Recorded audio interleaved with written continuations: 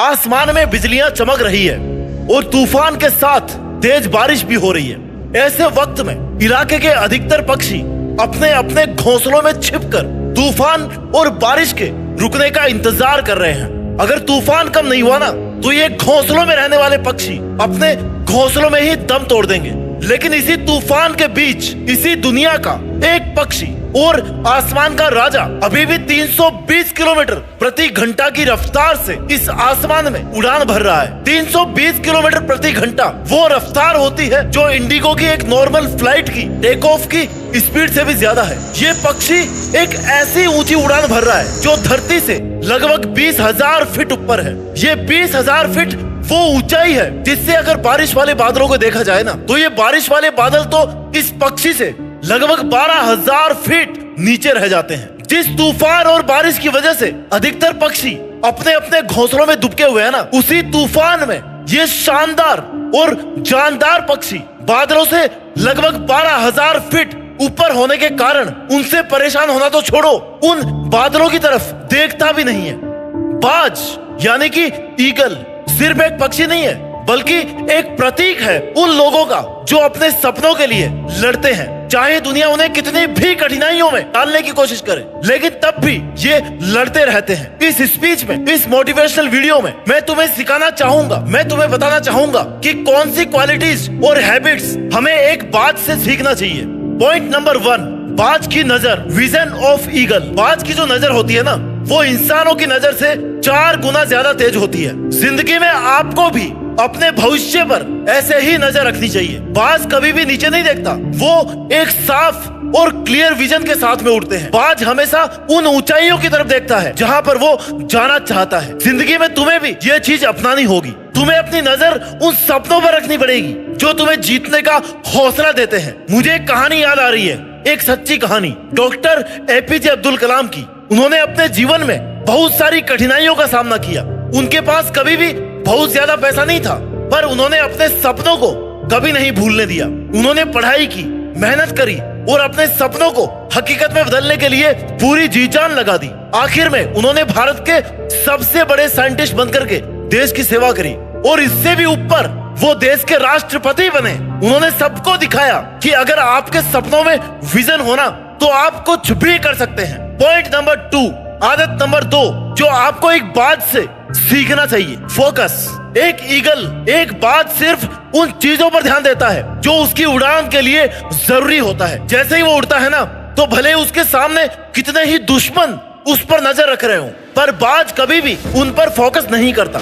उसकी नजर हमेशा आसमान की उन ऊंचाइयों पर होती है जहां पर वो पहुंचना चाहता है। तुम्हें भी अपने सपनों के लिए ऐसे ही फोकस बनाना पड़ेगा। हर एक व्यक्ति अपने जीवन में कुछ ना कुछ डिस्ट्रैक्शंस का सामना करता है, लेकिन उन डिस्ट्रैक्शन से उस इंसान को कभी भी नहीं डरना चाहिए। उसको अपना फोकस हमेशा अपनी मेहनत और अपने टारगेट पर लगाना चाहिए। गुण नंबर 3 जो हमें एक बात से सीखना है वो है करेज, हिम्मत। दोस्तों, बाज की खासियत होती है उसकी हिम्मत। बाज कभी भी दर्द से नहीं डरता। जब बाज उड़ता है ना तो उसका सामना कभी भी एक बड़े टोर्नाडो या फिर स्टॉर्म से हो सकता है, लेकिन वो कभी भी ना पीछे नहीं हटता। उसका दृष्टिकोण और उसका निश्चय उसको हर सिचुएशन से बाहर निकलने की ताकत देता है। तुम्हें भी अपनी हिम्मत नहीं हारनी है, चाहे कुछ भी हो जाए। महेंद्र सिंह धोनी, ये नाम आप सब जानते हो। ये नाम इतिहास में छप चुका है। इनका जो पहला जॉब था ना, उस जॉब के लिए इनको not fit for the job कह करके निकाल दिया गया, लेकिन उन्होंने उस मोमेंट को अपने लिए एक चैलेंज समझा। उन्होंने सोचा कि मैं कभी हार नहीं मानूंगा।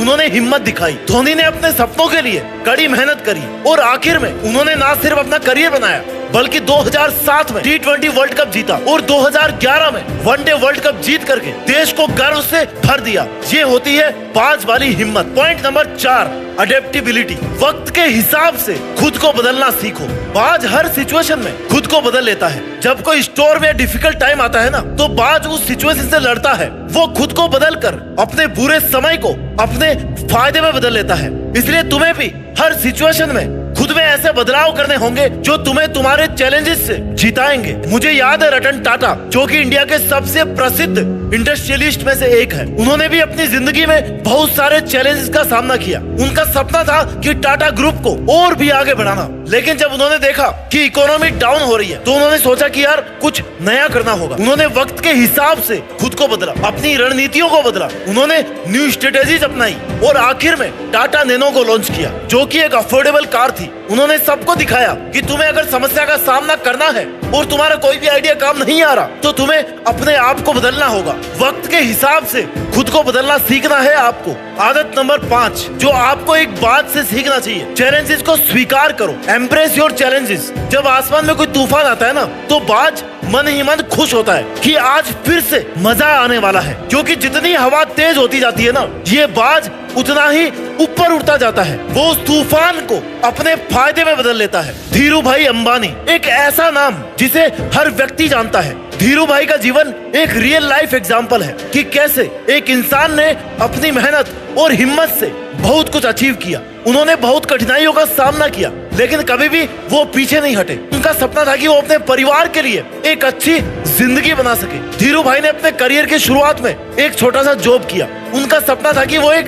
सक्सेसफुल बिजनेसमैन बने। उन्होंने हमेशा अपने सपनों की तरफ नजर रखी और उन्हें हकीकत में बदलने के लिए खुद पर पूरा विश्वास दिखाया। कई बार उन्हें फेलियर का सामना करना पड़ा, लेकिन उन्होंने कभी भी हिम्मत नहीं हारी। उन्होंने मार्केट की जरूरत को समझते हुए अपने बिजनेस को उन जरूरतों के हिसाब से बढ़ाया। आखिर में सभी चैलेंजेस के बावजूद उन्होंने रिलायंस इंडस्ट्रीज का वो पहाड़ खड़ा किया, जो कि आज एक बहुत बड़ा ग्लोबल ब्रांड है। उन्होंने सबको दिखाया कि अगर आप अपने सपनों पर विश्वास रखते हैं ना और हार्ड वर्क करते हैं तो कुछ भी असंभव नहीं है। गुण नंबर 6 जो आपको एक बात से सीखना चाहिए, एक ईगल से सीखना चाहिए। The journey of personal growth. एक बार एक छोटी सी चिड़िया ने एक बाज से पूछा कि तुम्हें इतनी ऊंची उड़ान भरते हुए देख करके मुझे समझ नहीं आता कि तुम इतना ऊंचा क्यों उड़ते हो। तो बाज ने कहा कि मुझे ये नहीं पता होता कि मैं कितना ऊंचा उड़ सकता हूँ, पर मैं हमेशा ये चाहता हूँ कि मैं हर बार थोड़ा और ऊपर जाने की कोशिश करूँ।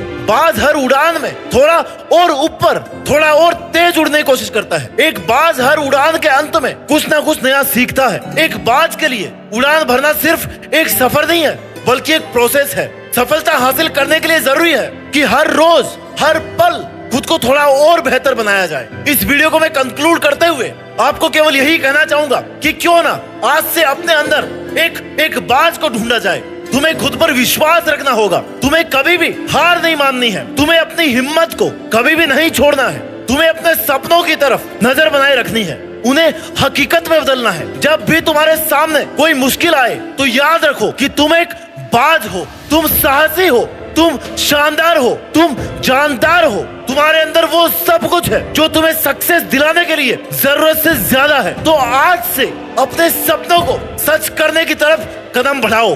बाज की तरह उड़ान भरना सीखो और अपने सपनों को हकीकत में बदलने का विश्वास रखो। अपना ख्याल रखिए और आगे बढ़ते रहिए और अपनी मेहनत के दम पर देश में अपना नहीं बल्कि दुनिया में देश का नाम रोशन करके दिखाइए। जय हिंद, वंदे मातरम।